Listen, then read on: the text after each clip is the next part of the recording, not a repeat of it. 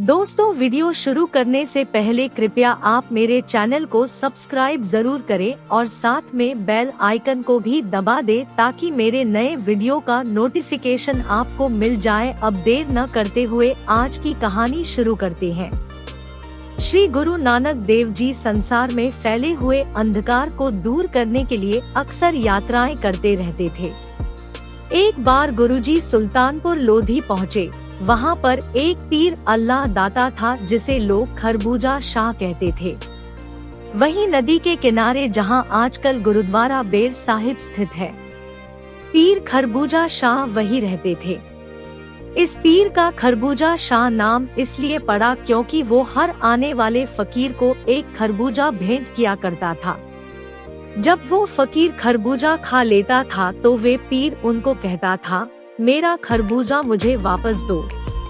फकीर आगे से जवाब देता था कि मैंने खरबूजा खा लिया, अब मैं आपको कैसे वापस करूं? पीर कहता था, अगर मेरा खरबूजा वापस नहीं कर सकते तो मेरे सामने सिर झुकाओ। इस तरह वो लोगों को अपने सामने झुकने के लिए मजबूर कर देता था। एक बार श्री गुरु नानक देव जी खरबूजे शाह के पास आकर बैठ गए। खरबूजे शाह ने श्री गुरु नानक देव जी को एक खरबूजा भेंट किया। गुरुजी ने खरबूजा ले लिया और उसके टुकड़े कर दिए। खाने से पहले गुरुजी ने 2 टुकड़े पीर को भी दिए और उसके बाद सब में बांट दिया और खुद भी वो खरबूजा खाया। जब सारा खरबूजा खत्म हो गया तो पीर ने गुरुजी से कहा, मेरा खरबूजा मुझे वापस करो। गुरुजी ने कहा, खरबूजा तो सब ने खा लिया, अब तुम्हें खरबूजा कहाँ से वापस करें? पीर ने कहा, अगर मेरा खरबूजा वापस नहीं कर सकते तो मेरे कदमों में अपना सर झुका दो।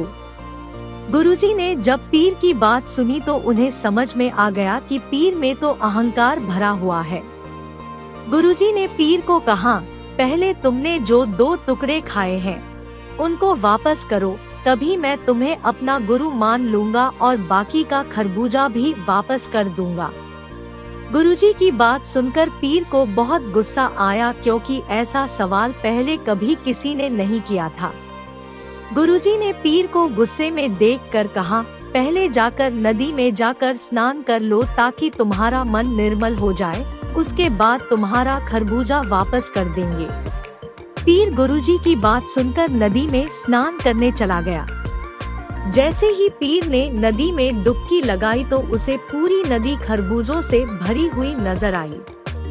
ये चमत्कार देखकर पीर नदी से बाहर आया और गुरुजी के पास जाकर बोला, इसमें तो मेरा खरबूजा नहीं है। गुरु नानक देव जी ने कहा, दोबारा जाकर देखो, तुम्हारा खरबूजा तुम्हें वही मिलेगा। खरबूजा शाह ने जब दोबारा जाकर देखा तो उसे अपना 2 टुकड़े कम वाला खरबूजा नजर आया। वो उस खरबूजे को उठाकर गुरुजी के पास ले आया और गुरुजी से बोला कि इसमें 2 टुकड़े कम है। गुरुजी ने कहा, जो संगत ने और मैंने खाया था वो मैंने पूरा कर दिया है, बाकी जो 2 टुकड़े कम है उसे तुम पूरा करो। गुरुजी की बात सुनकर खरबूजा शाह को अपनी गलती का एहसास हुआ और वो अपना आसन छोड़कर उठ गया और गुरुजी के कदमों में गिर गया। वो कहने लगा कि गुरुजी, मैंने अंत पा लिया, मैं अपनी गलती की माफी चाहता हूँ, कृपया आप मुझे माफ कर दीजिए। इसके बाद खरबूजा शाह गुरुजी का भगत बन गया। गुरु नानक देव जी ने उसको अकाल पुरख की बंदगी और जरूरतमंदों की सेवा करने का उपदेश दिया। गुरुजी जब भी नदी में स्नान करने के लिए जाते थे तो वो पीर गुरुजी का चोला हाथ में लेकर खड़ा रहता था। वो अपने हाथों को आगे फैला कर रखता था ताकि गुरुजी का चोला उसके शरीर को छूकर कहीं मैला ना हो जाए। खरबूजा शाह गुरुजी का इतना बड़ा भक्त हो गया था कि एक दिन उसने कहा, मुझ में अब मेहमान की सेवा करने की हिम्मत नहीं रही, इसलिए अब मेरा घर आपका हुआ। गुरु नानक देव जी ने कहा, ना तेरा ना मेरा सब घर बेघरों के हैं। गुरु जी के वहाँ से जाने से पहले खरबूजा शाह ने कहा कि आपके दर्शनों के बिना रह पाना मुश्किल होगा। ये सुनकर गुरु जी ने बेरी की दातुन जमीन में गाड़ कर वचन किया, हमारे दर्शन इस बेरी में से कर लिया करना। पीर ने कहा कि अगर किसी कारण से बेरी का पेड़ टूट गया तो? गुरु नानक देव जी ने उसको वचन दिया कि ये बेरी का पेड़ हमेशा रहेगा, कोई भी आंधी तूफान इसका कुछ नहीं बिगाड़ सकेगा।